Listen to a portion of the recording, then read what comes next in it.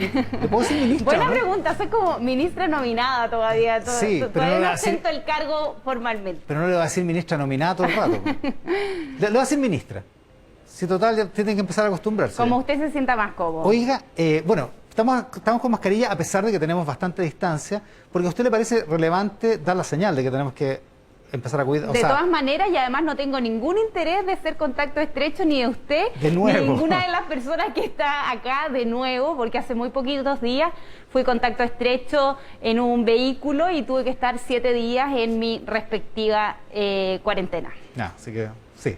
Sí. Cero interés. Quiero volver a trabajar el lunes como corresponde. Tiene que ser así. Claro, bueno, además que, oiga, va a tener harta pega, ¿no? Harta pega, pero estoy súper entusiasmada, Oiga, así que... una duda que tengo, ¿ya le empezaron a mandar los informes del Ministerio del Interior, no? Bueno, Porque todavía no veía al ministro Delgado, porque yo hace un tiempo, cuando estaba en el equipo de transición, ya le pedí alguna información en torno a migraciones ¿Ya? y también en torno a Araucanía, para poder detectar algunos de los focos más calientes, y todavía no tengo esa información, así que qué bueno que el ministro ya ha señalado en los medios que tiene toda disponibilidad y no me deje esperando hasta febrero, porque yo voy a estar trabajando enero y febrero y necesito ya algo de esa información. Ya, o sea, usted sigue de corrido, no se va... No se Sí, me toma voy de vacaciones. vacaciones una semanita, Ya.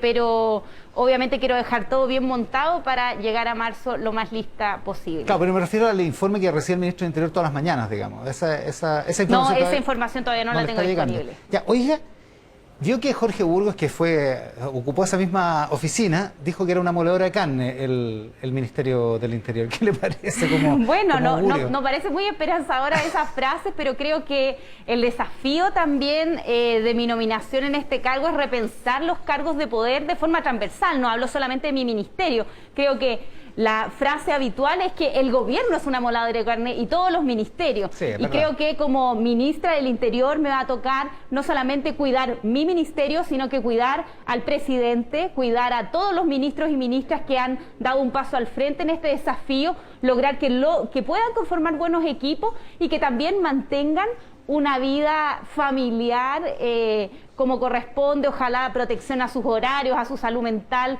Necesitamos también mostrar una nueva forma de gobernar en que estos calificativos ojalá no muelan a ninguno de nuestros queridos ministros y ministras. Algo de lo que está expresado en que el presidente le dice a la futura canciller que no interrumpa sus vacaciones, que para la próxima semana está bien que vuelva, digamos, ¿no? Muy en esa línea, y también el propio presidente en la reunión que tuvimos cuando estábamos asumiendo, él tenía este desafío. Muchos de nosotros somos jóvenes, tenemos hijos e hijas pequeñas, tenemos que mantener nuestra vida familiar, mantener nuestros matrimonios, obviamente también, Sí, para que no terminemos todos divorciados. Va a ser todo un desafío para el futuro gobierno. No, pues no van a terminar todos divorciados seguramente. Oiga, espérese, Evelyn Matei le preguntaron el otro día qué le parecía, si es que Siches podía ser ministra del Interior, y dijo, no creo, porque tiene una hija muy chica.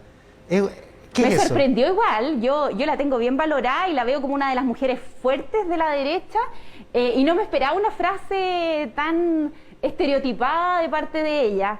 Y muy por el contrario, creo que es un deber hoy día y estoy muy orgullosa y muy honrada en realidad porque el presidente electo haya pensado en mí para asumir un cargo de tanta relevancia, y lo hago y lo voy a hacer con mi hija en brazos, tal como hicimos en la campaña, y creo que también esto abre nuevas puertas, porque si miramos los ministros y ministras que hoy día están en el comité político, muchos de ellos tienen hijos e hijas pequeñas, pero Sí, son solo a las mujeres a las que nos interpelan por el hecho de ser madre. Y ahí hay una columna preciosa que escribió Paula Escobar en La Tercera, que habla de esto de la corresponsabilidad. La tercera de hoy, ¿no? Sí, de La Tercera de hoy, en donde no es que mi marido vaya a ser padre y madre, él va a ser padre y yo voy a seguir cumpliendo mis funciones de madre como corresponde, pero esto tiene que transversalizar al ejercicio del poder en todos los lugares, como también lo que ha pasado en la discusión de la primera dama con el rol de Irina. Creo que estamos en otros tiempos, pero esto requiere repensar toda la estructura habitual en la cual construíamos el ejercicio de poder en Chile. Claro, y a los ministros hombres nadie les pregunta por si tienen Y hijos tienen chicos. unos muy chiquititos, o sea, Jaime Belolio tiene una guaguita muy pequeña. Tal cual. Oiga, y hay un sello en este cargo, ¿cómo va a ejercer? ¿Cómo va a ser la jefa de gabinete Isquia Siches? Bueno, espero dar un giro hacia un rol mucho más de cuidado. Creo que mi rol sanitario habitualmente ha estado enfocado hacia allá, pero también evidentemente entiendo que es una cartera compleja que tiene que hacerse cargo de temas en materia de seguridad, de Araucanía, de migraciones, de reforma carabinero, de narcotráfico, y esas cosas requieren soluciones desde una perspectiva ciudadana. Yo soy madre, soy vecina, vivo en la Florida. También tengo temor de salir de mi casa y ser víctima de un portonazo. Eso lo vivo. Mi mamá fue víctima de un abordazo en la comuna de Maipú. Creo que lo voy a intentar hacer desde la perspectiva que viven los vecinos y vecinas que esperan que el Ministerio de Interior de Cuidado resuelva realmente los problemas que están día a día en las puertas de sus casas. Claro, porque son temas súper duros y que no sé si cuadran también, o a lo mejor usted tiene la respuesta, para que cuadre. Giorgio Jackson dice hoy día en una entrevista de Gloria Faúndez en La Tercera, dice que usted tiene la capacidad, las cualidades para ejercer el poder de mando al mismo tiempo con la firmeza y la ternura que pocas personas pueden hacerlo. ¿Cómo interpreta esa frase? Bueno, muy agradecida de nuestro futuro ministro de SECPRES, y en realidad creo que tengo la capacidad de entender que hay algunas cosas que no podemos tolerar en nuestro país, porque yo tampoco las quiero tolerar. Quiero un país que viva en orden, que podamos tener garantías de derechos humanos, pero también que tenemos que mantener el respaldo de la ciudadanía, y creo que muchas veces estos temas han sido el desfonde de los sectores de centroizquierda. Lo vimos en primera vuelta. Muchos de los temas y muchos de los votantes que se iban hacia otras candidaturas lo hicieron porque nuestro discurso en estos temas que me va a tocar asumir eran quizá algo débiles.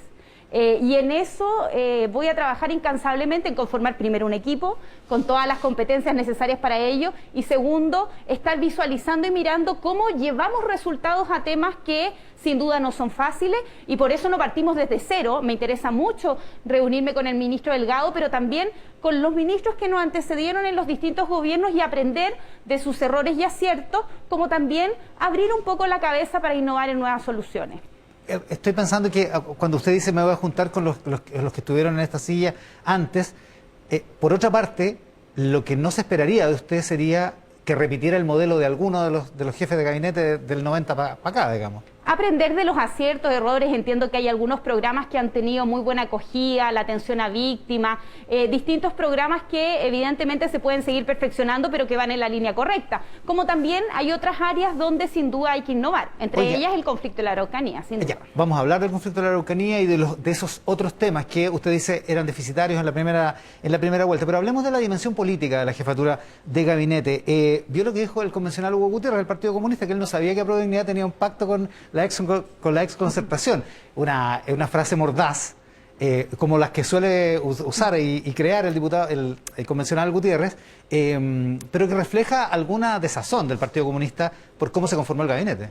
Creo que hay que identificar a las personas en su individualidad y no atribuirle la vocería de todo el partido. El presidente del partido es Guillermo Tellier, con el cual hemos tenido una muy fraterna conversación. Yo he iniciado las conversaciones. Que dijo que Mario Marcel no lo conocía. Creo que la frase es un poco sacada de contexto, pero él ha sido una persona muy... Bueno, muy, ya, dijo que no lo conocía bien. Lo primero es que ha sido uno de los más disciplinados, se ha portado muy bien, participa, hace muy buenas colaboraciones dentro de las reuniones políticas que ahora me ha tocado participar dentro de Apruebo Dignidad, y creo que evidentemente vamos a tener habitualmente algunas de aquellas frases, Twitter, que pueden ser un poco más incendiarias, pero creo que acá el horizonte es transformar y llevar a cabo el programa que trae beneficios para las personas. Ese es nuestro foco y no podemos perder ese norte. Si lo hacemos así, tenemos que entender que van a existir distintos gestos, momentos difíciles. Evidentemente en mi propia cartera lo vamos a enfrentar, pero si el horizonte está y el centro están las personas, no tengo la menor duda que vamos a lograr ir avanzando en los acuerdos, y mi tarea va a ser reunirme con los partidos políticos, y yo como mujer independiente también quiero darle garantías a todos los partidos que no van a existir privilegios, que yo no voy a estar viendo cupos o privilegios para uno u otro partido, sino que muy por el contrario, cada uno de ellos son fundamentales para llevar adelante nuestro programa de gobierno. Puede ser un arma de doble filo en la independencia, porque le puede dar garantías a todos de que no va a favorecer a ninguno. ninguno, pero al mismo tiempo no pertenece a ninguno, digamos. No, ninguno tiene un compromiso especial con ustedes, digamos. Espero que ellos puedan ver esta genuina voluntad de trabajo y no lo vean como una amenaza, sino que realmente, y fue un poco el rol que asumí dentro de la conducción del Colegio Médico, que es un ejemplo muy reducido, pero nosotros intentamos abrir nuestros brazos para invitar a gente que pertenecía a los distintos sectores, y es lo que voy a intentar hacer desde el Ministerio del Interior. Como para mantener una coalición ordenada, ¿usted realmente confía en que va a estar ordenada la coalición? Voy a hacer todos los esfuerzos y confío en que realmente el ánimo que está hoy día, tanto de los ministros y ministras, como también de los partidos políticos, en especial de nuestra columna vertebral, que es Aprobodignidad, es avanzar en las transformaciones y no nos perdemos en el objetivo. Ministra, hay quienes han interpretado la conformación del primer gabinete del presidente electo Gabriel Boric como una cierta rehabilitación de los 30 años después de un discurso particularmente crítico del Frente Amplio, de Aprobodignidad, respecto de lo que se hizo desde la transición en adelante. ¿Existe esa rehabilitación? ¿Existe una comprensión mejor, mayor, más positiva respecto de lo que se hizo antes? Yo, desde mi perspectiva, estamos entrando en un nuevo ciclo y que no es una continuidad solamente, esta no es una concertación 2.0, desde mi perspectiva es una nueva fuerza política que se renueva no solamente en nombres, sino que también en formas de hacer política. Ya, no hay que hacer para nada una analogía con la concertación, dice usted. Yo, desde mi perspectiva, no, y yo no me siento convocada en esa figura. Sí me siento convocada, primero, entre un tremendo liderazgo que es nuestro presidente electo Gabriel Boric, segundo, en un programa que es transformador, y tercero, la voluntad de diálogo y participación con las distintas fuerzas. Hoy día los ministros y ministras, independientes de sus partidos de origen, se han puesto a disposición con un programa que es transformador. Y ahí saludo también Mario Marcel, o sea, es importantísima la participación y la estabilidad económica, pero estando al servicio de un programa, y él así se lo ha señalado a nuestro presidente electo, y eso ha sido muy tranquilizador y creo que abre las puertas hacia que las distintas reformas, que son reformas osadas para el país, pero muy necesarias desde nuestra perspectiva, logren avanzar y logren en realidad cambiarle en algo la vida a los chilenos y chilenas que esperan con ansia y que están muy esperanzados de lo que va a traer este nuevo gobierno. Ya, lo que pasa es que da la impresión de que algo se entendió mal, al menos en la campaña de primera vuelta, porque después las palabras socialdemócrata o centroizquierda empezaron a hablar. De hecho, hoy la propia futura vocera, Camila Vallejo, dice esto es una coalición de centroizquierda. Y Giorgio Jackson dice Mario Marcel es un socialdemócrata, y lo dice como asumiendo que es la naturaleza, la característica de este gobierno. ¿Es este un gobierno de centroizquierda? ¿Es este un gobierno socialdemócrata? Yo creo que es más que nada un gobierno ciudadano. Las personas en realidad no se identifican tanto entre el eje derecha-izquierda, pero quieren avanzar en 40 horas, quieren que avancemos en reformas tributarias, quieren que avancemos en mejor calidad de vida, en salud, educación, pensiones. Eso está en nuestro programa. Si es socialdemócrata, centro-izquierda, centro-derecha, eso lo podemos dejar para los politólogos, para la gente de la opinión dentro de la política, pero las personas de carne y hueso que viven los problemas, tanto los de seguridad, de interior, de narcotráfico, como los problemas de la profunda desigualdad que existe en nuestro país, les importa bastante poco cómo se categorizan en este espectro del eje habitual. Y creo que el desafío también de la política, y no solamente de la centroizquierda, también de la centro derecha y de la derecha, va a ser si logramos poner en el centro a las personas o nos dedicamos a solamente hacer una política espuria y a pelear entre quién tiene la razón o no, y nos olvidamos del norte de este ejercicio. Y el norte es las personas que viven en nuestro país. Lo que pasa es que ese norte tiene una dimensión política, en el sentido de que necesita votos en el Congreso, que necesita apoyo ciudadano, que necesita articulación territorial para que ese apoyo se manifieste. Y en esa medida los compromisos políticos son relevantes. El Partido Comunista dijo hace, ¿qué?, 2 meses, 3 meses, que iban a estar vigilantes de que no se apartara Gabriel Boric ni un milímetro del programa de gobierno. Y cuando uno ve que el ministro de Hacienda es Mario Marcel, cuesta pensar que Mario Marcel, como ministro de Hacienda, vaya a cumplir con algunas cosas del programa, como por ejemplo la condonación del CAE en las condiciones macroeconómicas actuales. Bueno, él se ha comprometido con el gobierno incorporando también la condonación al CAE. Entiende que eso está parte de nuestro programa de gobierno y creo que eso es importantísimo porque más allá de estas disquisiciones, creo que hay que salir de las caricaturas porque el mismo Partido Comunista, el programa que era muy similar al programa que ganó finalmente la elección de la presidencia de la República, no es un programa comunista ni socialista, es un programa que si uno lo analiza en términos reales, es un programa que también tiene muchas cosas de la socialdemocracia europea, moderna, sin duda. La coalición podrá tener un espectro político, pero el programa es parte de mínimos civilizatorios que yo creo que cualquier persona que ha vivido en un país europeo se da cuenta que Chile tiene que avanzar en esa senda. Y yo espero, sobre todo aquellos sectores que pueden ser en algún momento más reaccionarios y que han tenido la oportunidad de viajar por el mundo, que en realidad pongamos las cosas en su justa proporción y nos colaboren en poder avanzar. Y creo que después de la elección y sobre todo la derrota de la derecha hemos visto que hay algunos de esos sectores que han estado más disponibles en pensar que en salud, en educación, en pensiones, en materia de trabajo, de condiciones de vida, no podemos seguir peleando y solamente decir si esto es más de derecha o más de izquierda. Ahora, sí hay algunas cosas que efectivamente aparentemente quedan fuera. Yo tampoco veo a Mario Marcel como ministro de Hacienda apoyando un retiro de fondos previsionales, digamos. Pero tampoco nuestro presidente electo. Que lo votó a favor el último. Pero él ha manifestado que obviamente se requiere un análisis, pero no puede salir del bolsillo de los trabajadores el responder a la crisis económica. Y va a ser un desafío y creemos en ese escenario que tanto Nicolás Grau como Mario Marcel en un equipo conjunto con su respectiva subsecretaría pueden hacer un trabajo para reactivar la economía, para mejorar y buscar soluciones financieras, por ejemplo, si requiriéramos nuevamente más inyección.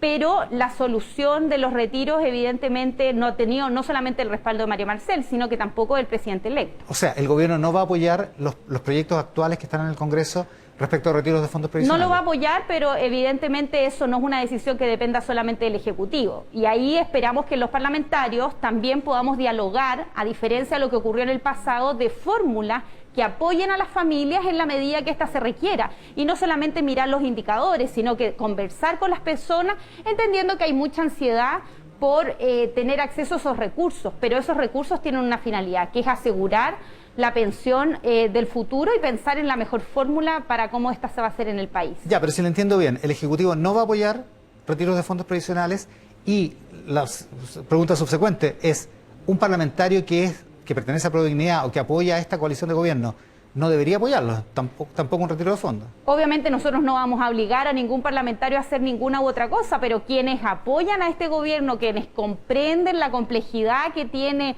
estas medidas, yo espero el día de mañana que comprendan que esto no depende solo del presidente o de los ministros y ministras. Acá necesitamos apoyo de la ciudadanía, de los parlamentarios, de los alcaldes, alcaldesas, de los gobernadores. Si realmente queremos que este plan de gobierno logre concretarse, se necesita el apoyo de todos y todas, y en eso, materias como este retiro claramente no contribuyen.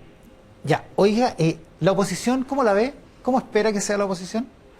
Bueno, no pude estar en la conversación que tuvo el presidente electo con Vamos por Chile o Chile Vamos, ya estoy un tanto perdida hasta donde entiendo se llama Chile Vamos, pero también tengo dudas a veces. Sí. En el nombre, pero yo espero que haya un ánimo, por lo menos muchos de ellos me han saludado en torno a mi nombramiento como futura ministra del Interior, y yo espero que haya un ánimo de diálogo y un ánimo de avanzar en aquellas cosas que le hacen bien a las personas. Evidentemente vamos a partir en un muy buen pie, pero esto puede ir cambiando en el tiempo y yo espero también tener una cercanía y conversar directamente con quienes dirigen esos partidos para que podamos sentarnos a la mesa. Lo dijimos en el pasado en torno a distintos otros roles. Dialogar es la única forma de poder avanzar como país. Ya, o sea que la frase acusación constitucional, por ejemplo, no aparezca en el panorama. Ojalá no contra mí y contra ningún otro ministro, bueno, pero evidentemente hay que ir ponderando en los distintos escenarios y yo espero que en realidad empecemos a construir una nueva forma de hacer política, menos fake news, menos agresiones y realmente poner en el centro a las personas.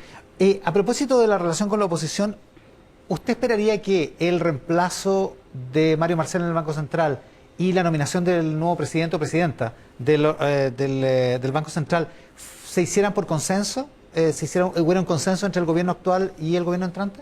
Desconozco absolutamente una materia que me queda absolutamente grande, no sé cómo es la sucesión, pero espero que sea alguien que contribuya también a el proceso de estabilidad económica que requiere nuestro país en este momento. Ahora, técnicamente lo tiene que nombrar este gobierno, pero no se ha conversado en el gobierno entrante. Yo personalmente no he participado en esas conversaciones y no estoy al tanto. Ministra, lo que va a ocurrir a partir del 11 de marzo es que una parte sustantiva del comité político y los ministros que van a rodear al presidente en la moneda son personas que vienen juntas desde hace más de una década en rigor. Gente que como usted, como Jackson, como Vallejo y el propio presidente, que han establecido vínculos hace muchos años. Usted misma lo ha contado, han publicado fotos de movilizaciones del año 2011. ¿Cómo piensa que va a funcionar esa relación, ese grupo, esas confianzas que han construido a lo largo del tiempo? Bueno, espero que consolidemos un buen equipo, tanto en el equipo político, pero también tener muchos ojos fuera.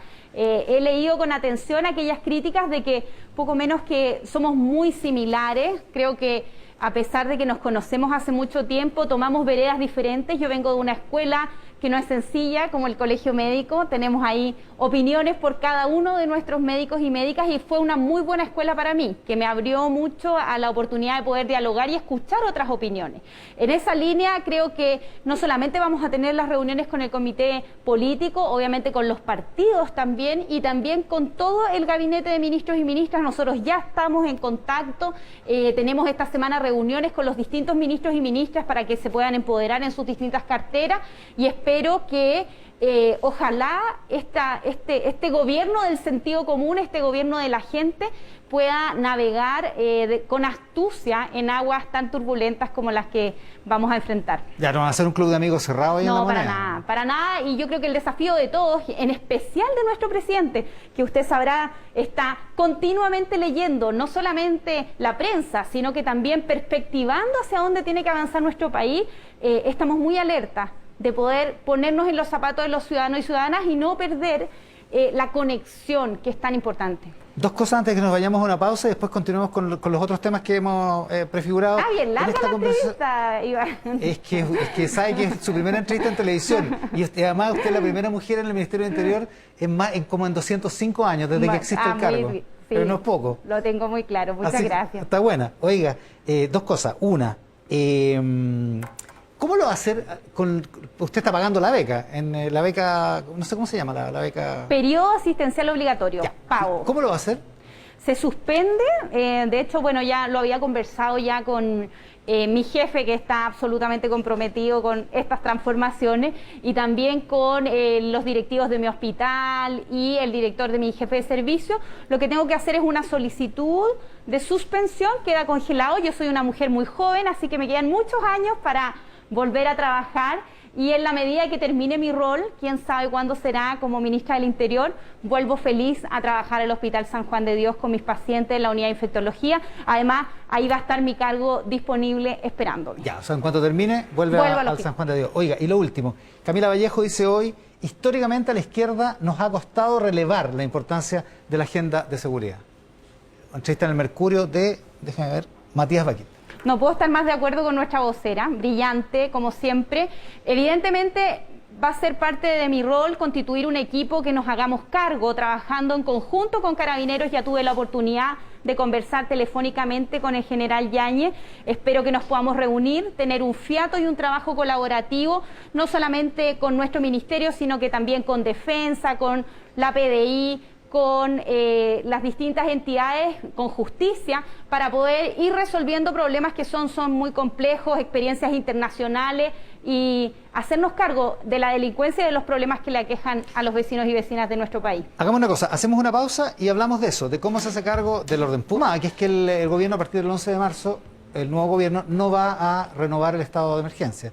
Está tomada esa decisión, ¿no? Bueno, lo primero es solidarizar con las familias de las víctimas. Ha sido una semana, como usted menciona, muy compleja. Quizá va a ser uno de los desafíos más grandes de la cartera que me va a tocar encabezar, y lo hago con mucha humildad y con mucha responsabilidad, porque entiendo que tenemos que intentar hacer cosas diferentes, pero también mantener el Estado de Derecho y la seguridad de las personas que viven ahí. Veía hace poco las declaraciones de este emplazamiento que hacen los camioneros por el estado de excepción constitucional y mi primer llamado es que nos podamos juntar, reunir, conversar, porque necesitamos repensar la forma de abordar este problema. Y una de las primeras invitaciones tiene que ver con reconocer que por lo menos de la mano de este gobierno encabezado con nuestro presidente electo Gabriel Boric Font, tenemos absolutamente claro que aquí hay un problema de fondo que es territorial, que es de reconocimiento de autonomía de nuestras primeras naciones, pero también un fenómeno de violencia que ha dejado víctimas mapuches y no mapuches que tiene que detenerse. Y nuestro esfuerzo está enfocado hacia allá. En ese sentido estamos en la misma vereda con los camioneros de poder encontrar fórmulas para que no haya más víctimas, ni mapuches ni no mapuches. Desde nuestra perspectiva, la iniciativa que ha encabezado el gobierno actual de militarizar la zona no ha logrado el objetivo de reducir la violencia, sino que la ha incrementado. Esto no quiere decir que vamos a tener una solución mágica, no va a ser sencillo, pero queremos apostar y queremos invitar a todos los actores, incluyendo a las víctimas, a las personas de las primeras naciones, a todos los pueblos originarios, los empresarios, a darnos una oportunidad de buscar una solución hacia la paz. Y eso requiere innovar y requiere tener voluntad de diálogo. Ya, pero entonces, en esa misma lógica, ¿cómo hay que entender que no se renueva el estado de emergencia? ¿Como una invitación al diálogo, como un gesto, como una señal hacia los distintos grupos que están actuando en la Araucanía? No me refiero solo a grupos violentos, digamos. Primero es lo que se nos ha solicitado en los territorios. Yo visité, fue parte de la campaña que hicimos en los distintos territorios y me reuní con los distintos alcaldes y también con los gobernadores en torno a poder visualizar el levantamiento. Evidentemente nosotros esperamos que esto no signifique un aumento y un recrudecimiento de la violencia, y ahí creo que también hay que transparentar que hay algunos sectores reducidos, no solamente de grupos, sino que también de civiles no mapuches, que pareciera que les beneficia este conflicto. Y ahí mi invitación es transversal a no caer en eso, a poder profundizar un acercamiento y obviamente poner lo mejor de lo nuestro para ir encontrando esas soluciones y también mirar lo que se ha hecho bien y mal en el pasado. ¿A qué se refiere con grupos a los que les beneficia este conflicto, particularmente civiles no mapuches? Creo que hay muchas personas que no están disponibles hoy día para poder innovar y trabajar en soluciones diferentes, que no tienen voluntad de diálogo, y ahí hay un fenómeno y un trabajo muy, muy bonito que ha hecho, liderado por los rectores, que ha podido reencontrar en base a diálogos de personas que viven distintas perspectivas, tanto personas de nuestras primeras naciones, víctimas de la violencia, personas que vienen desde distintas labores productivas, camioneros y camioneras, personas que han participado en eso y que permite visualizar primero el empatizar y ponerse en los zapatos del otro y entender con un poco más de profundidad qué ocurre en el territorio para ver si podemos encontrar algunas soluciones. Ya, pero usted dice que hay algunos que no están interesados en eso porque les conviene esto.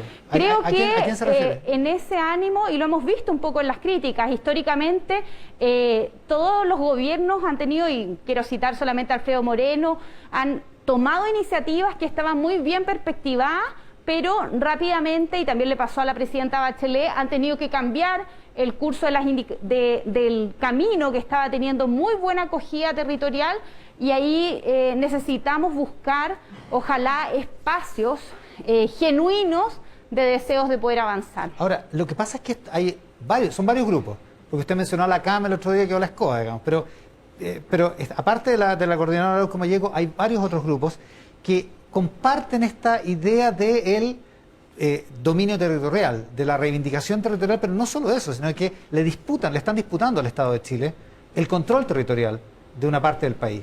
Entonces ahí es donde no se está cumpliendo el Estado de Derecho, digamos.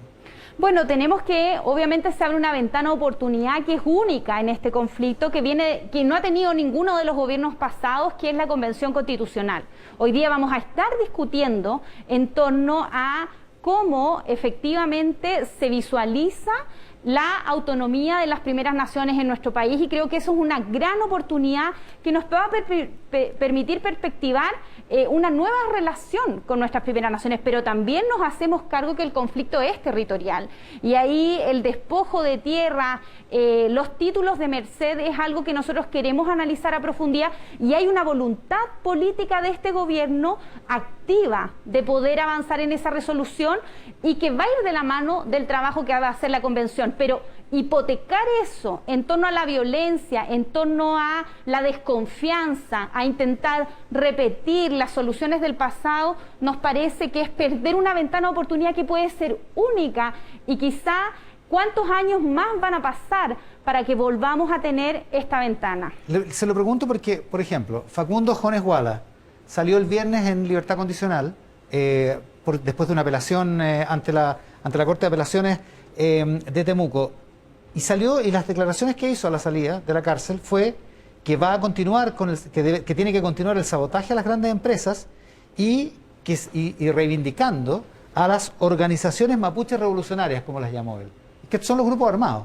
Entonces, ¿qué se hace ante una actitud como esa? Bueno, nosotros queremos hacer un trabajo primero territorial. Entendemos que en esto no es homogénea la cantidad de organizaciones, ni tampoco el abordaje que se quiere hacer de los distintos territorios. Estamos armando un plan con expertos y expertas que nos están ayudando a visualizar mucho mejor cómo abordar y hacerlo, no solamente con soluciones que vengan desde el nivel central, sino con autoridades, ciudadanos, organizaciones, sociedad civil, personas también de nuestras primeras naciones, que nos permitan ir resolviendo localmente y no mirar la Araucanía como un todo, porque además que ahora está también la región del Biobío, claro. Y poder avanzar en esa línea. Lo que sí, más que ahondar en los detalles en este momento, porque está todavía en espacio de construcción, yo le quiero pedir al país en general, entendiendo que este ha sido un proceso doloroso, que nos ha dejado víctimas de mapuches y no mapuches, que nos demos la oportunidad de avanzar. Quizá cuántos años más van a pasar para que podamos tener un proceso constituyente como el que estamos viendo, y también un gobierno que tenga la voluntad de reivindicar en materia de territorio y también perspectivar los derechos de nuestras primeras naciones. Pero eso sin duda requiere paz. Por eso, en esa lógica, una persona como Facundo Jones Guala, que lo que está diciendo es hay que seguir con el sabotaje a las grandes empresas, esto es hechos de violencia, hechos de fuerza contra grandes empresas, en este caso, en el caso de esa declaración, ¿contribuye a reforzar esa ventana de oportunidad que usted Bueno, plantea? sin duda no contribuye. Por eso mi invitación es a todos aquellos sectores que no tienen confianza en que genuinamente, y ese va a ser parte de mi trabajo, aquí hay una ventana de oportunidad, y nuestro gobierno va a incansablemente trabajar por recuperar esas confianzas que se han perdido con los gobiernos anteriores, y por también clarificar que a los únicos que contribuye la violencia es aquellos sectores que no quieren que avancemos en una nueva convivencia con nuestras primeras naciones. Y usted insiste que en incluir dentro de esa posibilidad de conversación a la coordinadora Arauco Malleco, a pesar de que está en armas. El portavoz de la CAM, Juan Pichún, dijo ayer que están por el diálogo, pero no solo para juntarse, o sea, no a tomar tecito, digamos, sino que por juntarse donde se tomen decisiones francas con respecto a lo que nosotros hemos venido planteando como movimiento autonomista. Si se dan esas declaraciones políticas, esas decisiones políticas que se puedan tomar, tal vez pueda existir algún momento de diálogo, pero bajo esas condiciones. ¿Qué le parece ese emplazamiento? Bueno, lo primero es que nuestro presidente ha dicho que estamos disponibles para dialogar con todos quienes estén disponibles para avanzar con la paz. Entendemos que la paz requiere además una nueva perspectiva en materia de territorio, en materia de reivindicación, en materia de autodeterminación de nuestras primeras naciones, pero no es algo que solo dependa del gobierno. Y por eso este paso es importantísimo. Llegar al gobierno con una perspectiva política clara en torno a primeras naciones nos abre una ventana de oportunidad, pero debe ser en paz. Y nosotros tenemos el deber, y particularmente yo, voy a tener el deber de garantizar que efectivamente no tengamos más víctimas, no tengamos baleos a camioneros y no sigamos viendo hechos de violencia que no nos ayudan a construir este objetivo y en donde nuestro gobierno va a tener una perspectiva política que es clara. Lo hemos dicho, no es solo discurso, estamos comprometidos en aprovechar esta ventana de oportunidad y respaldar también que la Convención Constitucional nos permita. Estos son procesos dolorosos y complejos que han vivido otros países. De esos países estamos aprendiendo, pero requiere voluntad de todos los sectores, incluyendo la derecha, incluyendo los sectores de las distintas madereras, incluyendo la gente que tiene territorios ahí.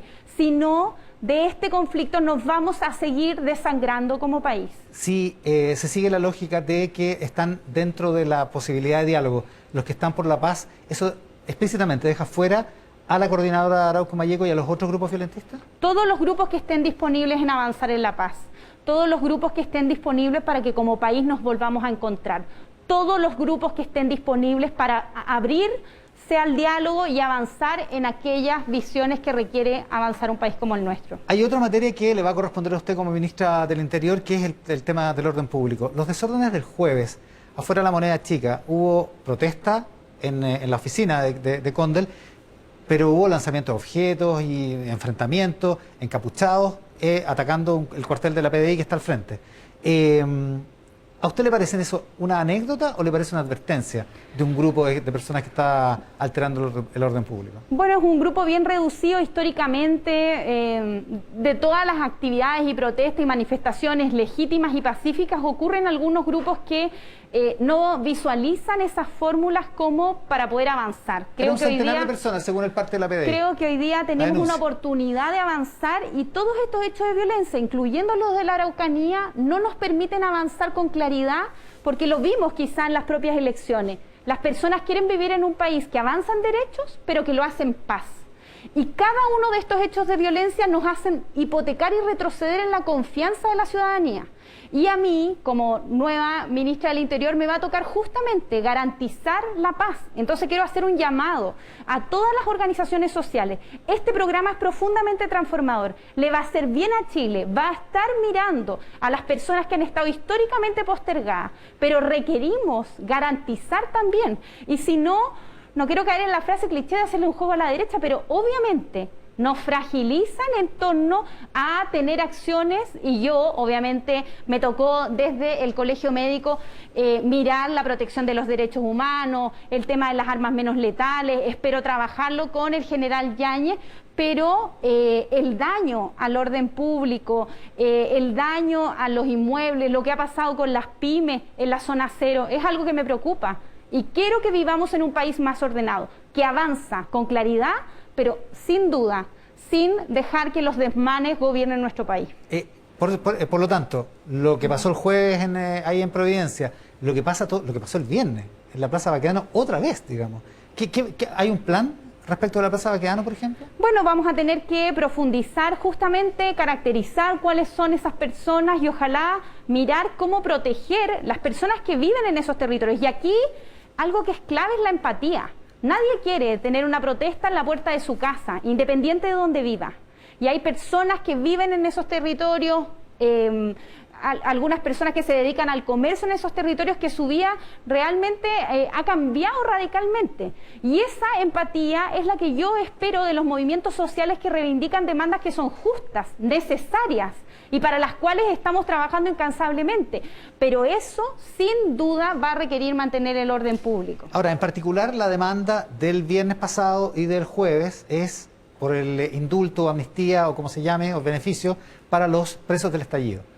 ¿Cuál es el plan del gobierno? ¿Cuál es precisamente en definitiva la posición del gobierno en este asunto? Bueno, el presidente lo ha señalado en varias ocasiones. Entendemos que este es un proyecto necesario para volver a unificar al país. Fue un proceso de estallido social que abrió muchas oportunidades, pero también fue muy doloroso. Tuvimos muchas víctimas, tanto policiales como civiles, violaciones de derechos humanos. Es un proceso difícil, pero también abrió puertas como la nueva Convención Constitucional. Hoy día estamos empezando a transitar además en un gobierno que va en la línea de esas transformaciones. Desde nuestra perspectiva es necesario poder apoyar este proyecto que se está tramitando en el Senado. Entendemos que no están hoy día los votos. Nuestra invitación ha sido a los senadores a perfeccionarlos con indicaciones. También nos hemos comprometido a mirar cada una de las carpetas para poder ver, sobre todo aquellas personas que siguen en prisión preventiva, porque también empatizamos con esas familias. Y tal como nos ocurre en la Araucanía, que son conflictos difíciles de abordar, hay oportunidades de unificación del país. Y yo creo que un proyecto como este, que tiene sus críticas transversalmente quizá de muchos sectores, nos parece que es una buena forma de ir cerrando un ciclo. Y ha ocurrido en muchos otros países también. ¿Tendría que haber una solución en aras de la paz social, dice usted? Mi invitación es a eso, y obviamente tenemos que ver las posibilidades que tenemos desde la perspectiva del gobierno. ¿Pero sobre qué base? Porque hoy día Camila Vallejo en la entrevista al Mercurio dice queremos liberar a personas que están injustamente detenidas porque son inocentes. Que es distinto a personas que hayan cometido delitos o que están acusadas de delitos graves con pruebas lo suficientemente contundentes como para que estén en prisión preventiva. Existen distintos grupos, obviamente vamos a tener mucha capacidad de análisis detallado de cada uno de ellos en la medida que tengamos mayor información directa desde el Ejecutivo. La solicitamos formalmente, pero tenemos hoy día la información que ha llegado hasta el Parlamento.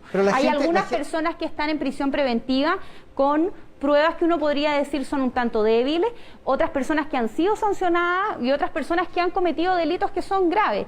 Evidentemente tenemos que ir ponderando caso a caso. El presidente lo más probable es que va a participar más directamente en esa definición. Va a ser una tarea que le vamos a tener que encomendar también a la ministra de Justicia de cómo lo abordamos, para que efectivamente también haya una claridad de que si avanzamos en un proceso como este, tampoco es para decirle a las personas que se están manifestando justamente en los distintos lugares del país de que acá hay chipe libre. Muy por el contrario, nuestra garantía es darle a las personas un país que está en orden, que funciona, donde se puede vivir en paz. O sea, se mantiene el criterio que esbozó el presidente electo hace algunas semanas en términos de que hay algunos delitos que no van a recibir beneficio. Vamos a tener que ir analizando caso a caso, y cuando tengamos el acceso a las carpetas lo vamos a poder profundizar, pero está en todo nuestro ánimo hacernos cargo también del sufrimiento de aquellas familias, de aquellos jóvenes que cometieron errores, sin duda, muchos de ellos, pero cómo avanzamos, porque esto va a seguir produciendo dolor en aquellas familias, y empatizamos con ello, y nuestro presidente también lo ha dicho. Lo último, alcancemos a hablar de la pandemia en los últimos minutos. ¿Hay algún plan para el mes de marzo respecto de cómo abordar el tema de la pandemia?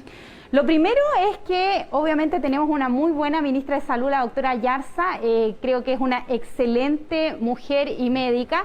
Lo segundo es que hay algunos trabajos interministeriales en los cuales sí yo voy a poder propiciar más acuerdos. Mi primera tarea va a ser reunir al Ministerio de Salud con el de Educación para que podamos trabajar, porque obviamente no podemos llegar a marzo a abrir los colegios, sino que tenemos que hacer un trabajo previo, y espero ahí la colaboración de todas las comunidades educativas. También el Colegio de Profesores, nosotros trabajamos con el gobierno actual y muchos de esos protocolos no se cumplieron. Creo que ahí hay un trabajo avanzado que podemos llegar a alguna suerte de acuerdo, con también mirar evidentemente la situación de la pandemia. También hay algunas medidas en torno a cómo promover nuevamente el teletrabajo, promover el uso de mascarilla en todos los espacios cerrados. Como este, por ejemplo. Como este, por ejemplo, y facilitar el uso de espacios abiertos, sobre todo en este momento estacional, que es mucho más fácil de materializar. Usted ya apoyó en marzo pasado que los colegios volvieran y el presidente ya ha dicho que los colegios sean los últimos en cerrar y los primeros en abrir.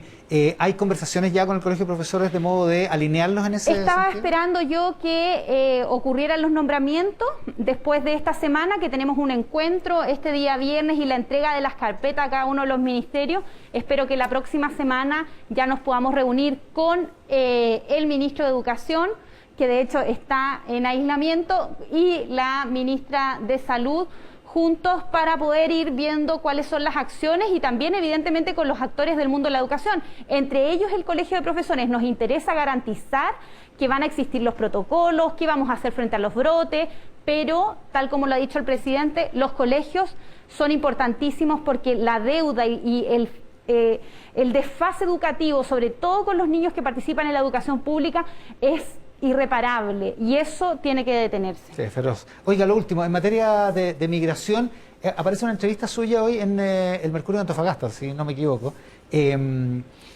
donde usted dice que van a seguir las deportaciones, pero con estricto apego al respeto de los derechos humanos. En fin, ¿cuál es la idea, cuál es el plan para la crisis que se está viendo en el norte? Bueno, nosotros también ya empezamos a constituir un grupo antes de que yo asumiera la nominación oficial de Interior, porque este es un problema que está azotando actualmente a las regiones del norte, especialmente donde los flujos siguen siendo muy altos y en donde las personas han quedado asentadas, tal como que hablábamos de las protestas. Tampoco nadie quiere tener personas acampando afuera de su casa, y eso ha creado un problema real y eso requiere una intervención, una migración ordenada, poder redistribuir las personas, primero documentarlas, saber cuántas son y obviamente ver sus antecedentes y deportar a las personas que se tengan que deportar, pero con el estricto apego a los acuerdos internacionales y la protección de los derechos humanos, con énfasis en niños, en embarazadas. Pero es uno de los problemas complejos de abordar y hemos conversado con distintos expertos que no es solamente, más allá de la zanja, no es solamente cerrar la frontera, porque los flujos siguen ocurriendo por distintos lugares, sobre todo en nuestro norte, que es una barrera tan permeable. Pero por lo que le entiendo, hay un cierto principio de continuidad respecto a la política actual, ¿no? ¿O va a haber cambios importantes?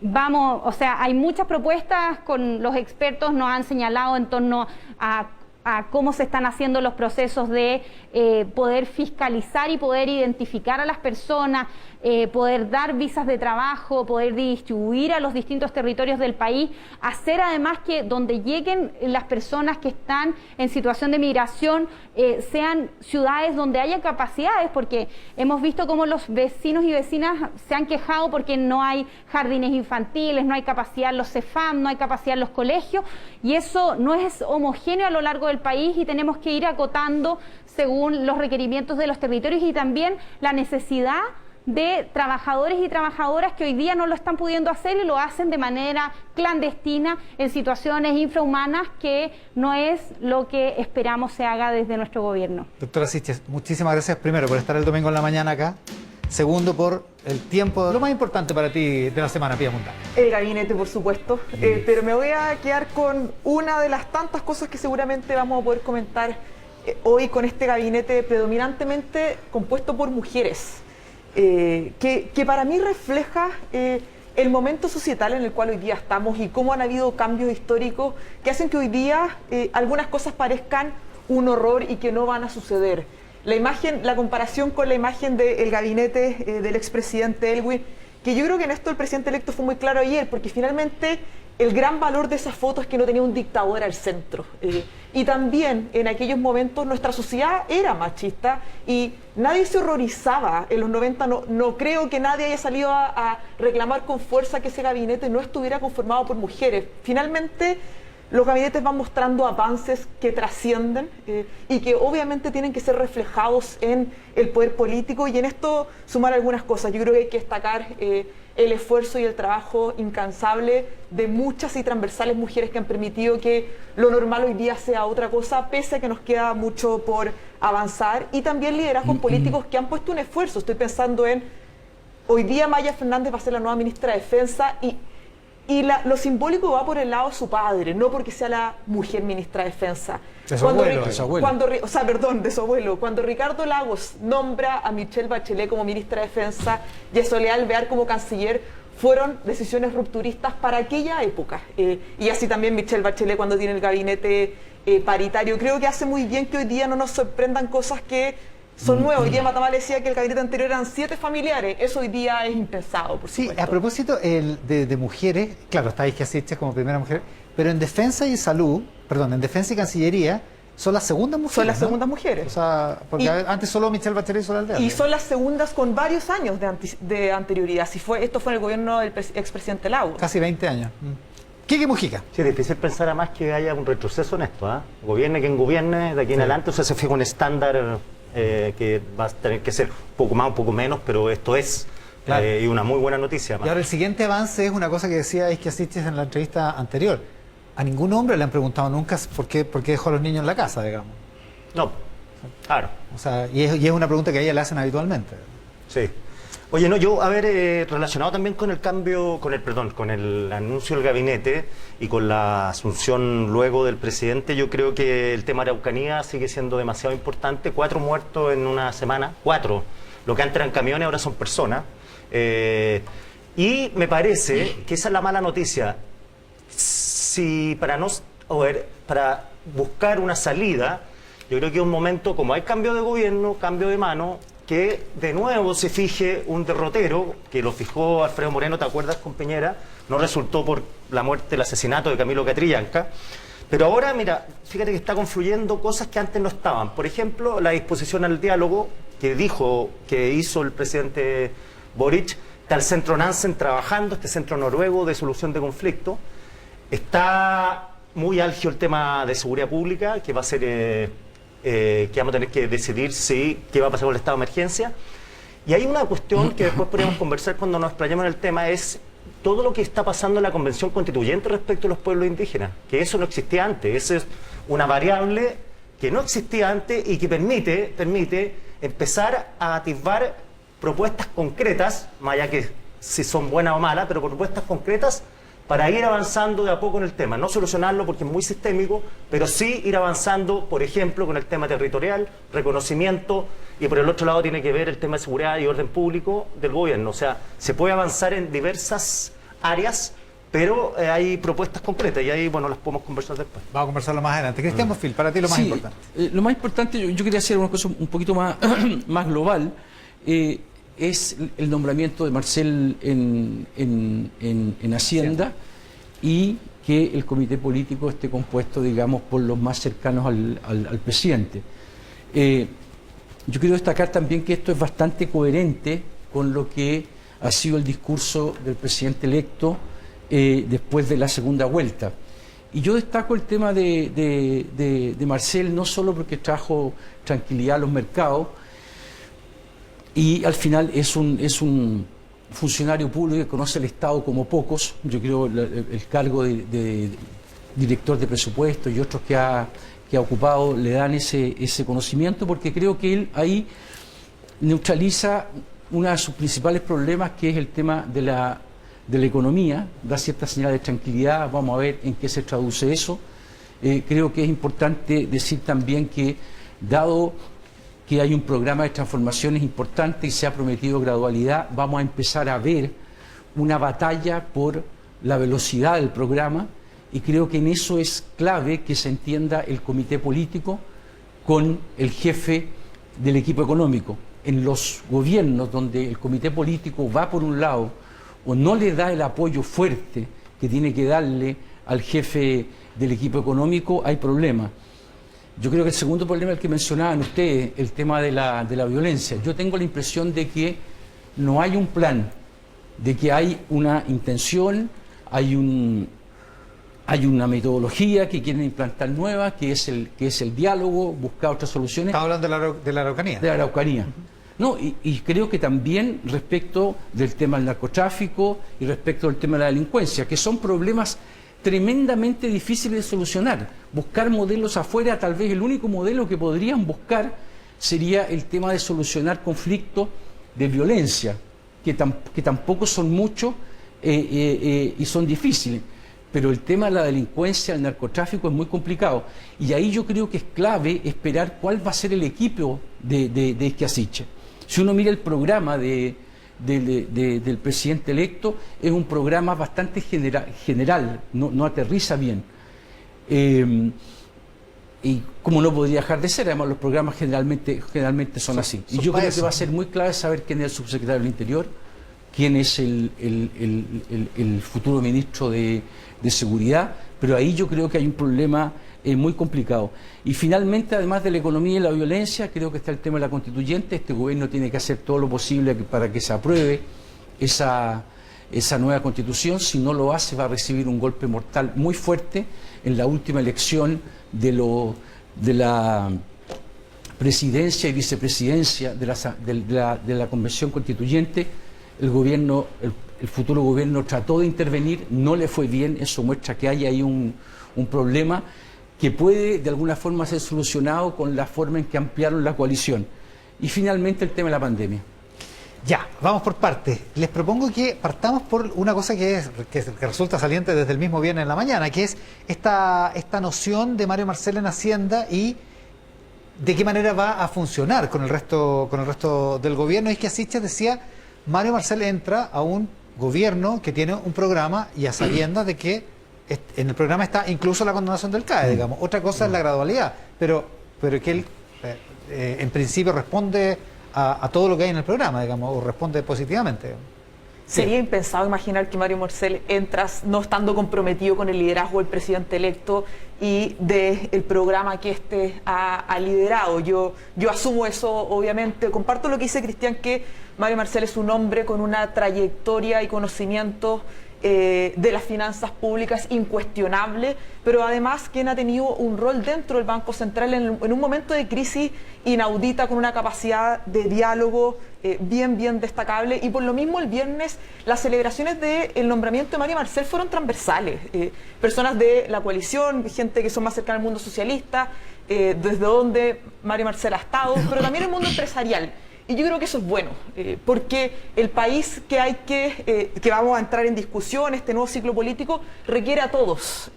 Y yo creo que habla muy bien del liderazgo y la capacidad de Mario Marcel, que la disponibilidad haya sido tan multisectorial. Lo segundo que quisiera comentar, y yo creo que él lo dijo muy bien, el gobierno que va a entrar en marzo ha propuesto al país un proceso de reformas muy profundas, pero además muy sentidas por la ciudadanía. No estamos hablando de una desconexión.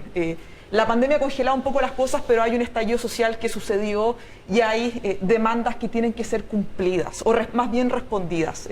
Y en eso, el tener consistencia técnica para las reformas y poder entregar viabilidad fiscal es fundamental para que las reformas puedan suceder. Sería impensado tener reformas muy potentes, pero que no conversen con esta responsabilidad fiscal. Y en eso, y yo creo que él lo ha dicho de forma muy clara, su rol va a ser muy preponderante.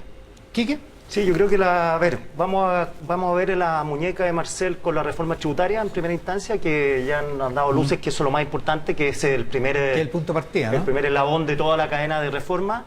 Después, que si sacan adelante una reforma de verdad a las pensiones, o sea, si sacan la AFP por lo pronto, y está el tema salud, este seguro único de salud, y que sacaban también la ISAPRE, y las ISAPRE pasan a ser especie de seguros privados que uno puede tener acceso. No. Entonces todo eso va a conversar no solamente con el gabinete y no solamente con las diferencias internas de la coalición gobernante, sino que también con la oposición. Yo no sé, yo tengo mis dudas respecto, si no hay una elección cerca, respecto a mis dudas de cuán bondadosa va a ser la oposición entrante, ¿eh? Porque esta relación belicosa en el último tiempo ha sido verdaderamente con 2 acusaciones constitucionales contra un presidente que quizás no es querido por la propia coalición, pero que es presidente de una coalición. Y me parece que el éxito o no del presidente Boric en relación a la oposición, que tiene que aprobar esta reforma en el Congreso, en el Senado por lo pronto, va a tener que ver con la adhesión que tenga el presidente Boric. Si tiene una adhesión alta, yo creo que la derecha va a doblar la mano porque no puede ir en contra natura, pero si empieza a bajar, yo creo que va a venir lo mismo que le pasó al presidente Piñera, una debilidad y un sistema y un parlamento que siempre busca espacios de poder, y con una derecha que tiene prácticamente la mitad del Senado. ¿Cristian?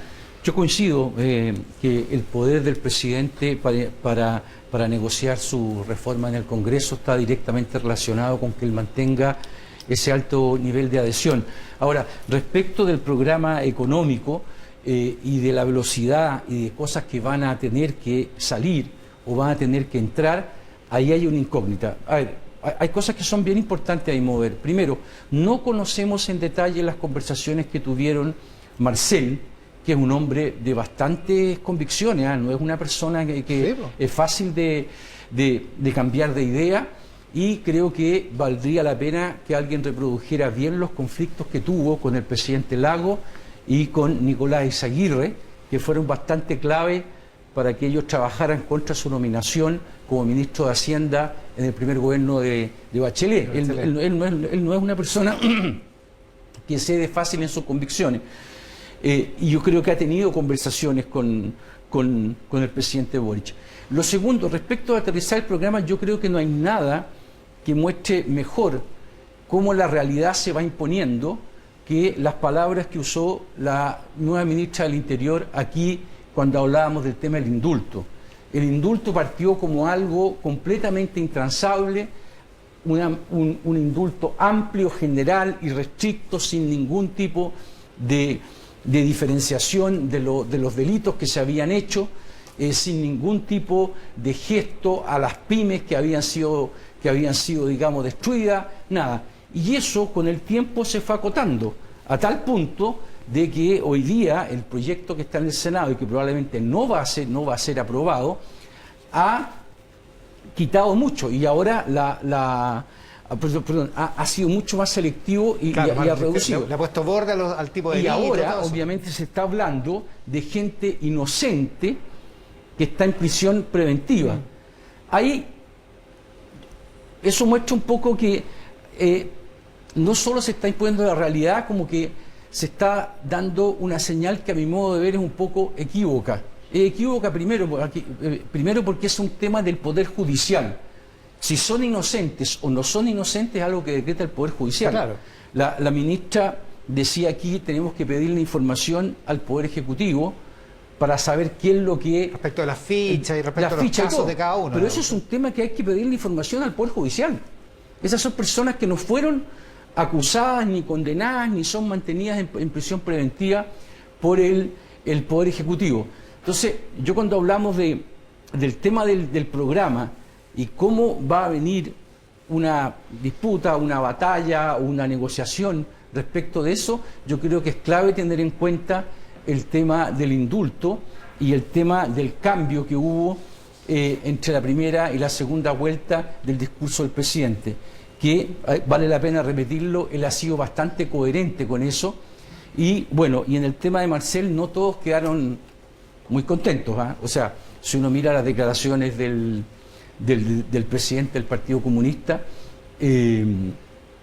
ahí no hay ningún tipo de euforia. Y termino el para jefe económico del programa de Daniel Jadwe. Sí, para no alargarme, yo creo que vale la pena mirar un poco en el tema del Partido Comunista las declaraciones de Camila Vallejo y de las personas más de su generación con las personas de la antigua guardia del PC. Ahí yo creo que se puede estar fraguando algo muy interesante que va a tener incidencia en este gobierno. ¿Hay cambio de timón en el Partido Comunista? Sí, pues, Sí, hay cambio de timón, pero Sí. no hay que olvidarse de que esta nueva generación ha tenido ciertas diferencias. Nosotros estábamos aquí el día de la elección de la primaria, cuando cuando Boric derrota sorpresivamente a Jadwe por una paliza, y se estaba entrevistando aquí a Carlos Cariola, y la verdad es que Carlos Cariola está eufórica, no parecía que el candidato de su partido había perdido. Yo creo que los comunistas más jóvenes, le pasa lo mismo que a muchos católicos, son católicos por pertenencia más que por creencia. Por una historia. Habemos de todo, algunos por de si ellos, acaso. algunos Claro. de ellos. No, Sí, digo, sí. pero hay una historia común, pero uno ve a esa generación de Cariola, de Vallejo, con mucha más sintonía con esa generación de Boric, de Jackson, o sea, no Pero desde su conversan. identidad como comunistas también. Desde ¿Qué? su identidad, Sí, esta generación sí. joven, desde su No, pertenencia yo digo como de comunista. una mirada de renovación ahí. Totalmente. Y de dónde van a estar más las lealtades. Si en el partido o si en el gobierno de Boric. Sí, ya filtraron hoy día que estaban molestos en el partido porque Camila Vallejo no les abrió el naipe, según lo que filtraban los medios. ¿Ya? No le abrió el naipe del gabinete. O sea, No que les se contó. enteraron como por la prensa, y No, Camila y- Vallejo lo sabía. Y para la vieja guardia, que ella salga diciendo el día en una entrevista de que este es un gobierno de centro-izquierda, tampoco le debe gustar mucho. Claro, que la portavoz comunista diga eso. Yo quería sumar algunos nombramientos que me llaman mucho la atención para bien y creo que van a tener varios desafíos. Uno de ellos es el de Antonia Urrejola, se nos está cayendo la Es que se escenografía. le pegaba ¿Se está cayendo la 20 para- escenografía? Uno de ellos es el de Antonia Urrejola, quien va a asumir en marzo como ministra de Relaciones Exteriores. Antonia Urrejola viene a ser presidenta de la Comisión Interamericana de Derechos Humanos con una trayectoria bien intachable y además con un liderazgo regional muy claro en condenar violación a los derechos humanos. Lo hemos conversado aquí otras veces, el rol que ella ha tenido con lo que está pasando en Nicaragua. Los informes que ella lideró en la Comisión Interamericana Sobre Nicaragua eran demoledores. Demoledores, implacables. Además es una mujer que entiende muy bien los desafíos regionales. No podemos olvidar que en el documento de política exterior que el gobierno anterior había presentado con visión al año 2030, que reunió esfuerzos técnicos variados, hay primero un esfuerzo de reforzar y repensar la integración regional, una pata muy fuerte en América Latina que se ha visto debilitada, un foco en política multilateral en materia de derechos humanos y democracia, algo que no ha sido fácil en nuestra región, y dentro de los temas emergentes está medio ambiente. En todo ello ella tiene vasta experiencia, y que viene de no haber sido reelecta producto de que el gobierno actual prefirió apoyar a otra candidatura. El de Antonio Urrejola me parece muy destacable, y lo segundo que quería destacar, que son temas que quizás quedan un poco más atrás de la enorme cantidad de desafíos que hoy día tiene nuestro país, es el nombramiento de Juan Carlos Muñoz como ministro del Transporte y el equipo que podría hacer con Carlos Montes en Vivienda y Maisa Rojas en Medio Ambiente. Creo que estos tres temas hay que verlos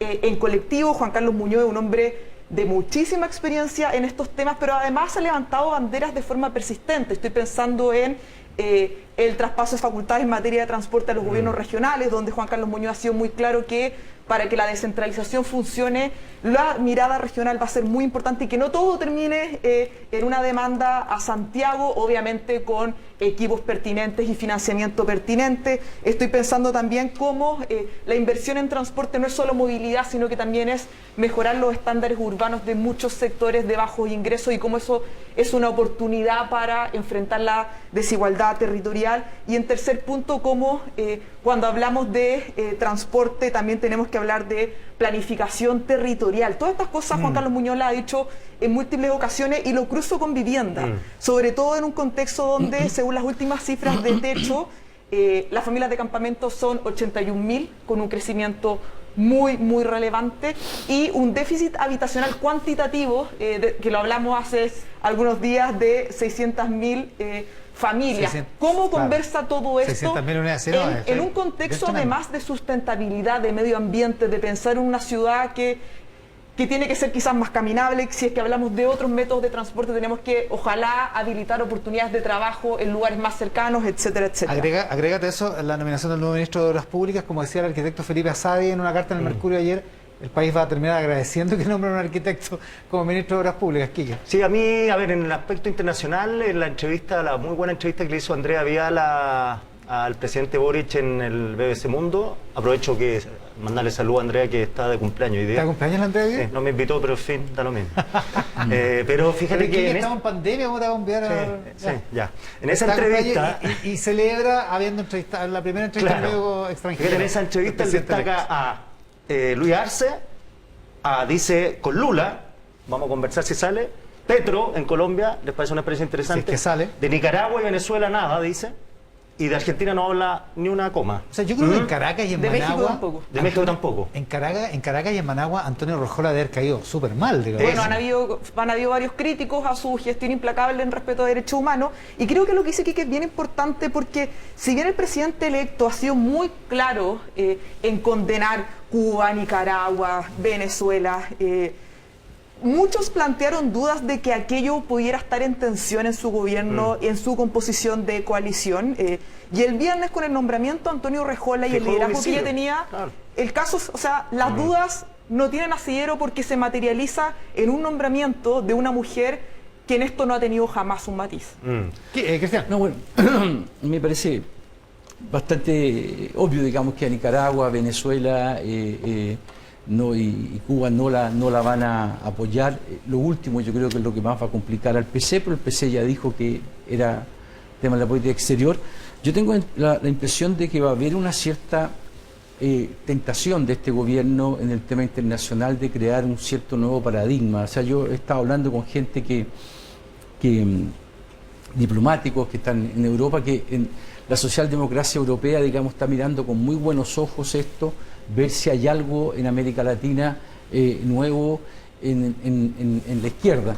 Ahí puede haber una tentación, digamos, que de liderazgo, entre comillas, internacional, que también puede hacer un poquito de de ruido. Hemos sabido que presidentes que han tratado de hacerlo, digamos, no les ha ido muy bien en eso, Claro. pero la mejor expresión, digamos, es si hacen un gobierno que pueda hacer un modelo para algo.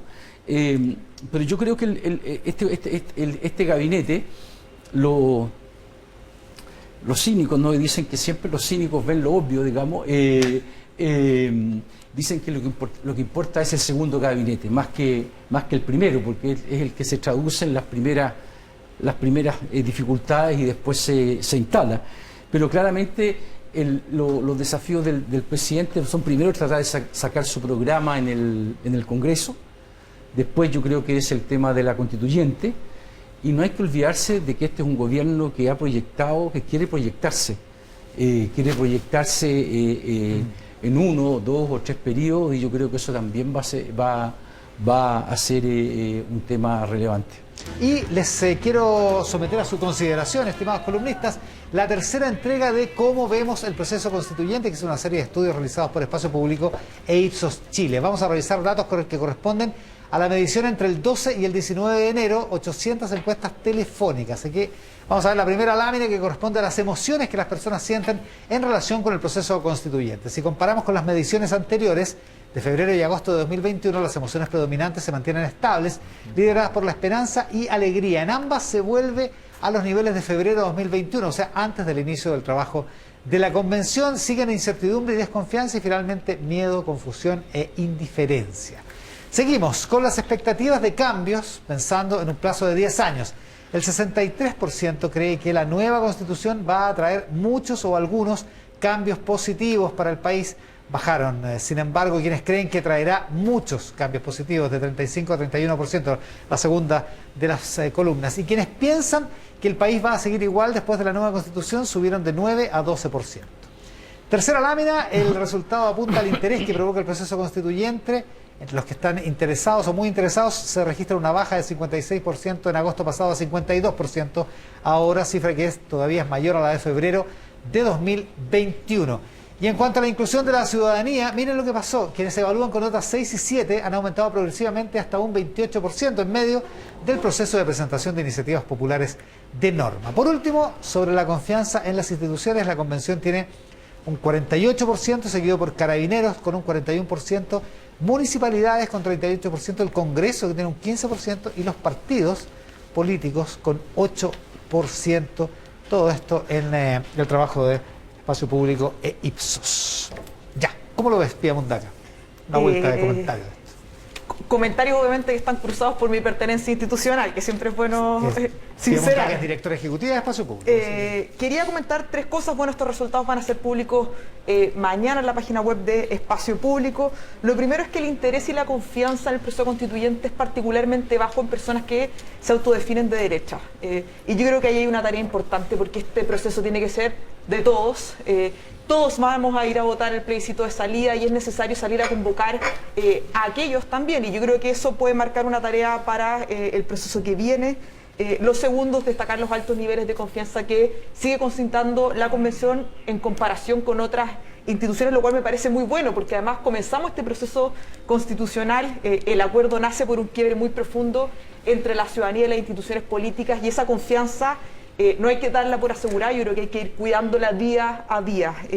Y lo tercero, que no está aquí, pero mañana lo van a poder ver, que les preguntamos por nivel de conocimiento de varios hechos asociados a la Convención, el plebiscito de salida, el impacto de la Convención en la vida de las personas, y el nivel de conocimiento de espacios de participación como el proceso de votación de normas constitucionales, que está abierto hasta el 1 de febrero, y aprovecho de invitar a las personas que nos están viendo a que ingresen a la página de la Convención, voten por las 7 normas que los representan. Hay un espacio público muy bueno sobre probidad y transparencia, pero hay poca información sobre eso, y yo creo que ahí es que estamos contra el tiempo, pero ojalá poder remediarlo.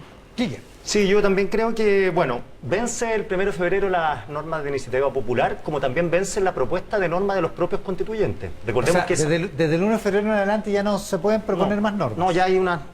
Pueden visitar la página, recomiendo que visiten el sitio, es bien bastante bueno, completo.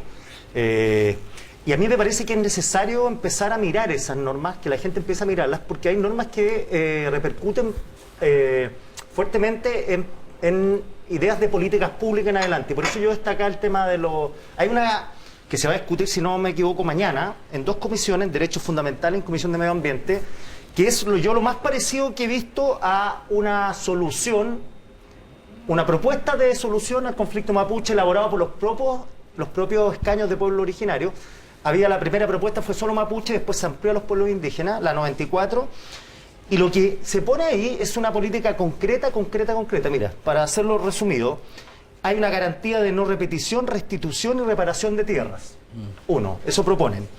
Artículo transitorio que va a la Comisión de Medio Ambiente, que se tiene que votar, la comisión, que no veo por dónde pueda perder eso, porque la Comisión de Medio Ambiente básicamente se ha jugado por el tema de los pueblos originarios, propone que después de aprobada la Constitución e instalada la Constitución, nueva Constitución, tienen 5 meses una comisión plurinacional y paritaria para impulsar las bases de una política de saneamiento, catastro y restitución de tierra. O sea, se junta esa comisión, la crea el Estado, el gobierno, y en 5 meses 5 meses tienen que entregar una solución. Claro, después la comisión se instala, 3 meses, le informa al gobierno de Chile cuáles son las tierras que tienen que restituir al gobierno de Chile. Imagínate que eso significa, estoy dando plazo, esto es una política pública, porque el articulado es transitorio. Y en 8 meses el Estado tiene que comprar esas tierras. En el intertanto, se decretan nulos de pleno derecho todas aquellas permisos, autorizaciones, concesiones de minera, área, agua, forestales, megaproyectos, generación eléctrica, que no tengan la venia de los pueblos, de los territorios involucrados, de los pueblos originarios de esos territorios. Y después, lo último que propone, se evalúa un nuevo otorgamiento de estos permisos en un plazo no mayor a 2 años si no cumplen con eso. Es decir, esto es una propuesta política pública, más que una norma. No estoy dando un juicio de valor, pero acá... No, pero tiene un montón de repercusiones, o sea, la nulidad de todos los permisos te puede llegar a... Claro, y la discusión, que no es menor, es que se entiende por pueblo preexistente, donde se fijan los límites. Hay un grupo de mapuche mayoritario que dice que esto es un problema del Estado de Chile con el pueblo nación mapuche. No hay que remitirse a Pedro Valdivia, ni a los fenicios, ni al estrecho Bering, sino que básicamente esto parte en la mal llamada pacificación de la Araucanía, que en 1800 y tanto, donde fueron, según los mapuches, perdieron cerca de 40 millones de hectáreas de tierra. Es más o menos el territorio de España, porque el pueblo mapuche iba del sur de Buenos Aires hasta Arauco. O sea, ese era todo el pueblo mapuche, Argentina y Chile. Y el gobierno argentino y el gobierno de Chile emprendieron 40 millones de hectáreas repartidas entre los 2 territorios, entre los 2 países. Exactamente. Entonces, aquí, por eso le digo lo importante de seguir las discusiones constituyentes, porque aquí hay, la primera solución a partir de un órgano institucional que escucho, porque todas las otras, diálogo Nansen, son civiles, organizaciones sociales, hay autores como Vero Cayuqueo que postula va por los parlamentos, pero aquí hay algo que reside en un poder constituyente institucional. ¿Cristian? Bueno, justamente eso, más allá de las expectativas que despierta la Convención Constituyente, el trabajo de verdad parte ahora. Básicamente ahora empiezan a votarse las propuestas y ahí vamos a ver lo que va a salir. Respecto al tema de la Araucanía, bueno, ahí sí que hay modelos donde se pueden aplicar fórmulas que han tenido éxito en otros países. Eso de la nulidad de los permisos es bien complicado. Lo que hizo Nueva Zelanda, que junto con Canadá son considerados, digamos, modelos en eso, es que primero se hizo un catastro de todas las tierras para saber primero de qué estamos hablando. Después ver qué le corresponde a cada uno y después armar una instancia donde se puedan hacer reclamos después, en fin, pero dándole una serie de otras cosas. Yo creo que modelos para el tema de la Araucanía no faltan, pero el primer dilema básicamente es terminar con la violencia.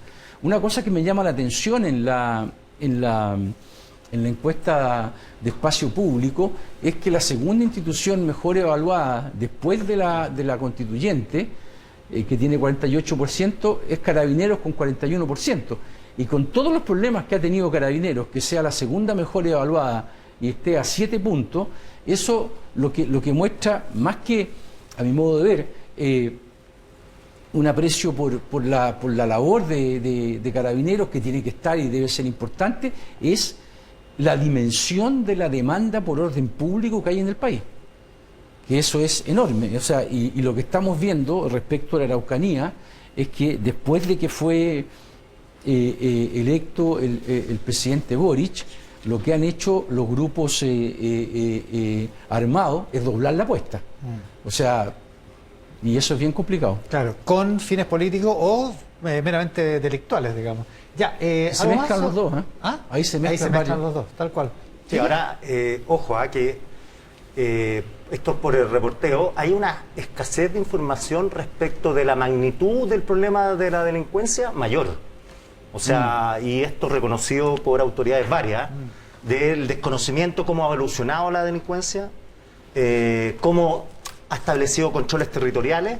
De verdad que uno se sorprende, pero y además hay muy poco, y eso lo hemos conversado antes, hay muy pocas instituciones preocupadas de investigar el tema en detalle, o sea, no en generar una especie de políticas públicas respecto de otras experiencias, sino que más bien adentrarse, o sea, lo único que ha hecho esa pega el periodismo, básicamente, adentrarse en territorio y empezar a ver, a vislumbrar cuáles son las claves del crimen organizado. No estoy diciendo que los portonazos, cómo operan, no. Las claves del crimen organizado en el mundo, en Latinoamérica y en Chile. Y si uno empieza a leer y a conversar con los pocos expertos que hay que trabajan con organismos internacionales acá, es que se replican modelos de Latinoamérica en Chile. O sea, control territorial, ciertas mafias que tienen son relaciones globales, latinoamericanas, armamento que va y viene. Algún tipo de relaciones que les dan impunidad. Y además, si no, porque toda una cadena de imposible. distribución de drogas, al final. Sí, tal cual. Que somos productores de drogas nosotros. No, volviendo al tema de la seguridad ciudadana, que yo creo que lo comenté que hace, yo creo que un mes quizás, o estoy exagerando, nosotros presentamos otra encuesta que la hacemos todos los años que se llama Chilenas y Chilenos. Y les preguntamos por los principales problemas que le afectan a usted. No es como los desafíos de Chile, no es en abstracto. No. Y por 5 años consecutivos el primer lugar lo lleva a la inseguridad ciudadana. Es un desafío persistente, la respuesta ha sido fracasada y además yo creo que transversalmente ha pasado que las respuestas de política pública o desde el Ejecutivo, desde el Parlamento también, es puro populismo penal. Hay poco de pensar realmente qué va a impactar en la seguridad de las personas y un par de voladeros de luces que poco impacto han tenido. Yo creo que en eso la lista es clara. Y volviendo a la encuesta sobre el proceso constituyente, insisto en que mañana va a estar en la página web de Espacio Público, www.espaciopublico.cl. Además de los datos que presentamos acá, hay análisis respecto a sexo, niveles socioeconómicos, personas que se autoidentifican de izquierda, derecho, centro. Todas esas cosas nos van sirviendo para decir, bueno, a quién el mensaje no le está llegando, quiénes están más atemorizados, quiénes están más negativos, a quiénes hay que seguir hablándole, porque insisto, el proceso constituyente tiene que ser un proceso que logre convocar transversalmente a las personas que habitan este país. ¿Qué es lo que va a pasar esta semana? Bueno, se dice que se nombran los subsecretarios de aquí al miércoles, pero cosas importantes que vayan a pasar esta semana después del gabinete del viernes, Pía Montal. Yo creo que hay que estar atenta a cómo hacer el nombramiento de la subsecretaría. Me parece muy relevante ir evaluando cómo las personas que ya conocemos que liderarán las carteras ministeriales se complementan con las respectivas subsecretarías y hay una lista bien grande de nombramientos que deberíamos conocer durante los próximos días. Lo segundo es cómo sigue la discusión de la convención. Estoy pensando, por ejemplo, en la Comisión de Sistema Político, donde ya fue posible conocer distintas visiones de este engranaje tan complejo que es nuestro sistema político y varias comisiones ya están avanzando. Lo que decía Cristian, que yo creo que el trabajo anterior ha sido muy grande, han habido reglamentos, hemos podido llegar a este momento gracias a un trabajo enorme de los convencionales, pero la discusión de fondo está empezando ahora y yo creo que es bien interesante poder seguirla. Sumo a que las personas puedan ingresar a la página de la convención y votar por 7, todos tenemos derecho a votar por 7 iniciativas populares de norma, así que ojalá se puedan sumar. Está buena esa pega. Quique. Sí, yo también que siga la Convención Constituyente, que se acerquen a ella sin prejuicio y sin miedo, a verla, a analizar. Hay cuestiones que nos competen en la vida diaria, en la cotidiana, de todo. Entonces esto de mantenerse marginado es una tercera, cuando además, insisto, había una comunicación bastante proactiva de la Convención en términos de sitio web para buscar las normas, todo eso. Tienen hasta la próxima semana, o sea, ya más o menos estamos viendo cierta arquitectura constitucional donde se va a ir a votar a las comisiones primero y después pasan al Pleno. Y lo otro que recomendaría también, que yo creo que ya el gobierno tiene que empezar a abrir el naipe de su proyecto concreto respecto a la Araucanía. Creo que es súper bueno. El gobierno entrante, digamos. Claro, o sea, el gobierno entrante, claro. Es decir, bueno, si va a haber diálogo, ¿cómo se va a establecer ese diálogo? ¿Quién van a ser los convocados? ¿Cómo se va a establecer el tema del orden público, que es aparte del diálogo? Y recomendaría también seguir en la pista esta iniciativa constitucional, que es bien concreta, guste o no guste, pero es bien concreta respecto del tema de la restitución de tierras. No toca la autonomía, que va por derechos fundamentales, que es otro tema, pero... Va en otro lado. Claro, pero Restitución de tierra. Sí. Ahí hay un plan formal, digamos. Un plan formal, esto lo pueden imprimir en web, y son 15 páginas y está el proyecto completo ahí. Y eso, a eso le falta, eso pasa por la comisión. Esto pasa por dos comisiones, derechos fundamentales una parte y el articulado transitorio, que es el modus operandi de la restitución de tierra, lo que le relaté yo con los plazos, eso va a la Comisión de Medio Ambiente. Ya, y después pasa, se supone que se aprueban ahí, pasan al Pleno. Claro, esas aprobaciones en las comisiones son de mayoría simple. Y en el Pleno, Tiene que dos tercios. Claro. Claro. Todo es el claro. proceso. Y después pasa al plebiscito. Cristian. Yo le pondría mucho ojo a la subsecretaría por dos motivos. Primero, porque Boric reconfiguró su coalición, pero vamos a saber exactamente con mayor precisión el peso de cada una con la subsecretaría. Pero segundo, que yo creo que es más importante, yo creo que todavía no hay plan para la Araucanía. Creo que todavía no hay plan, se está elaborando, es complicado. Pero sobre todo hay algunas subsecretarías que son muy clave. Yo creo que la subsecretaría del Interior es la más clave, básicamente por el tema de orden y seguridad que estábamos hablando. Y aquí me voy a atrever a tirar un nombre A ver.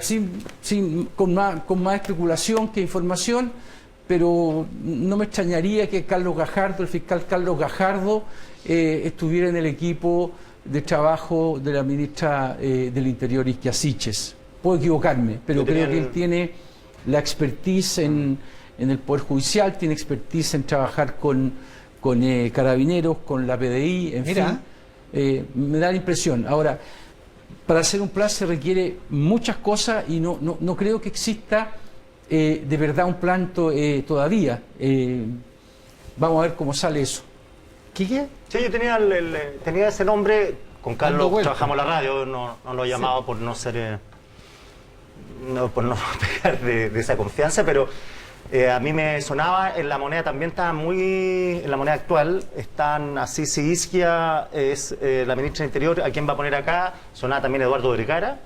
Él es el autor del plan contra la delincuencia Claro. del programa. Claro, que él Claro, pero eran todo tipo de especulaciones, pero Carlos Gajardo. Gajardo yo leí en alguna parte, no tengo información al respecto, que era un posible fiscal nacional. A mí en el gajardismo me dijeron que en el gobierno no, que no entraba al gobierno.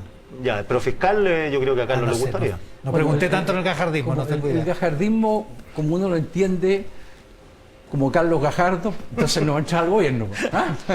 Creo, no sé. No, nadie sabe. Vamos a ver en los Vamos a próximos esperar el días. teléfono, a ver qué nos dice.